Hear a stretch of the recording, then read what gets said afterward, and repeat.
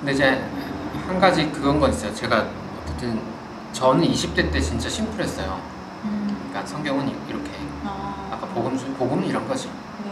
한번 이거 사실 그런 걸로 완전 네. 중무장한 네. 상태였다가 지금은 어쨌든 제가 교회에서 하는 역할은 요런 설명들이 있습니다라고 일단 소개를 해주는 거라고 좀 생각을 하다 보니까 단점은 이렇게 행동하라는 딱 명료한 거를 주진 않아요. 그게 좋게 볼 때는 되게 젠틀하다고 할 수도 있고 나쁘게 볼 때는 너무 뭐라고 하지? 우영부영이라고 해야 되나? 우유부단하다고 해야 되나? 좀 이럴 수 있어요. 근데 자기가 열정적으로 뭔가 실천하는 건 맞는 건데 성경을 해석하는 것만 공부하는 사람이 말할 땐 좀 신중해져야 될 것 같아요. 본인들도 모르는 거를 너무 막 이게 맞습니다 이렇게 하면 사실 제가 제 입장에서 사기고 근데 이게 약간 지루하게 들릴 수는 있어요. 조금. 근데 그렇게 설교를 해주시면 이제 본인이 한 번 더 검토를 해야 되니까 그 부분은 되게 필요한 것 같아요. 저는 이 교회 설교 듣기 전까지 정말 성경 읽으면 그걸 정말 그대로 받아들였거든요. 정말 막 홍해가 갈라져요. 그것도 진짜 진심으로 믿었어요. 네. 그랬고. 그것도 대단한 믿음이죠. 그래요? 그걸 믿을 수 있다는 건 정말 좋은 거라 생각해요. 근데 저는 이미 그걸 믿을 수 없는 게 나이가 들어버렸어요. 그래요? 다시 되돌아갈 수가 없어요. 그래서 다른 게 필요해요. 믿을 수 있을 때는 그렇게 믿는 게 좋은 것 같아요. 왜냐면 남에게 피해 주는 건 아니니까.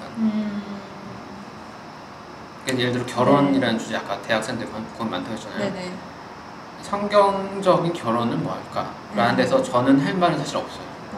하지만 제가 아는 어떤 다른 목사님 이제 그런 채널 하시는 분 아주 제가 볼 때는 굉장히 좋은 채널이 하나 있어서 그런 사역을 하시는 분은 그런 분들 얘기를 듣는 건 좋은 거라고 생각하고 성경 구절 가지고 하기에는 성경 안에서 생각이 좀 다양해요. 제가 볼 때 바울처럼 결혼 안 하는 게 좋다고 말하는 게 좀 있고 하지만 또 성경적으로 부부가 정말 아름답게 처음 교회를 시작할 때 같이 연합해 뭘 했던 모습도 많고 좀 다양하거든요.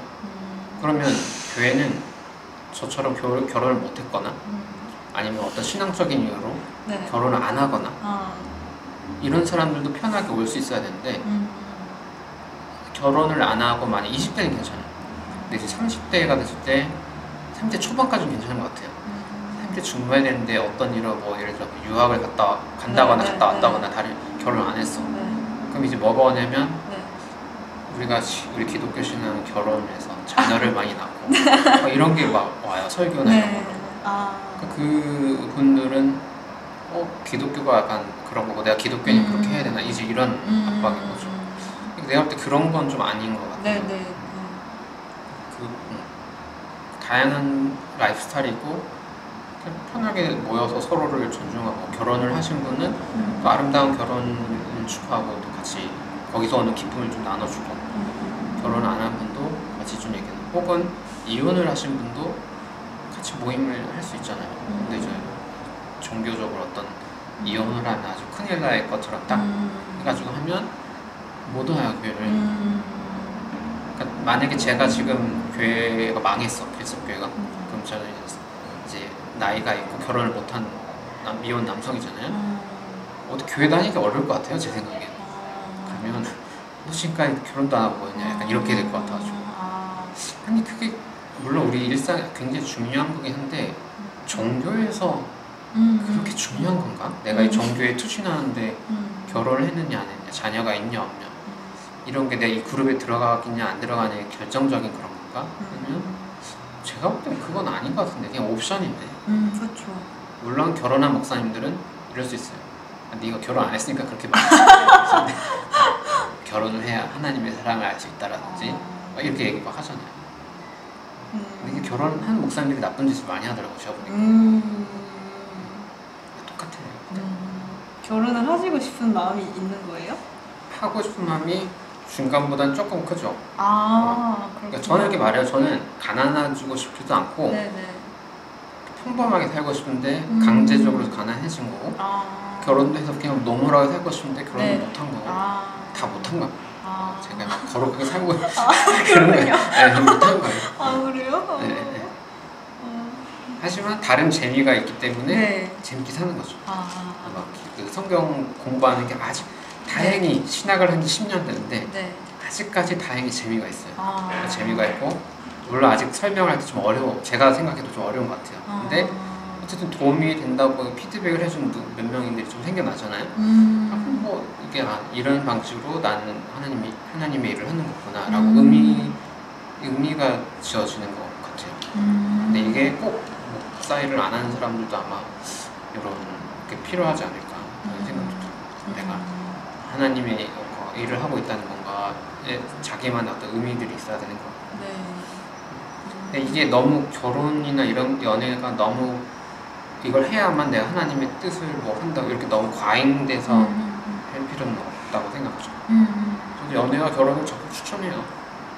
저는 못하지만 많이 연애하고 많이 결혼을 좀 주례도 했어요. 아 그래요? 네. 아. 교회 주례도 하고. 와. 근데 이제 이 문제로 우리 교회를 떠나게 된 분도 있죠. 좀 더 많은 사람을 만나고 싶어서. 왜냐하면 큰 모임에 가야 연애. 그러네요. 그것도 이해는 되지만 네. 신앙에서 그게 100%는 아니니까 아. 몇 퍼센트를 에너지를 어떻게 쓸지를 저는 잘 계산해 보았으면 좋겠다. 약간은 아주 중요한 문제지만 네네. 그런 생각이죠. 그래서 막 대학생분들 많이 물어보면 저는 네 알아서 하라고. 정말 저도 자기 알아서 하고 싶어 하는 거고 마음이 많은 거고.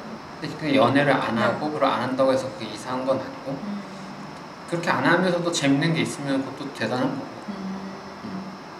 연애를 잘하는 것도 그것도 대단한 거죠.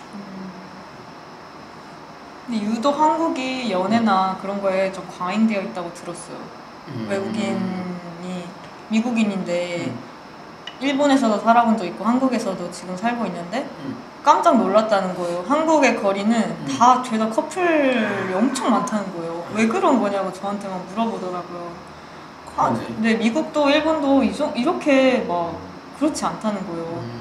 왜 자기 삶에 좀 집중하고 그냥 별로 연애를 해도 되고 안 해도 되는데 그렇게 막 관심이 있고 막 열정이 많고 막 이런 정도는 아니라는 거예요. 그래서 왜 그렇지? 우리나라는 왜 그렇지? 그냥 연애를 해야지 좀 정상적인 삶을 사는 인간 취급을 받아서 그런 분위기 때문에 그런 게 아닐까 저는 생각을 했었고 연애를 해야지 좀 네네 그냥 인싸? 약간 이런 좀 누가 그렇게 가르치는 건 아니잖아요. 그쵸. 학교에서도 뭐 연애를 해야 인간이다 뭐 이런 건 아니잖아요. 네 그쵸. 그냥 솔로 지옥 분위기가 약간 그렇게 되는 건가? 이런 말들 때문인 것 같긴 해요. 일단 네. 오늘은 여기까지 하겠습니다. 네. 혜진님이 이야기를 해주셔서 감사드립니다. 감사합니다.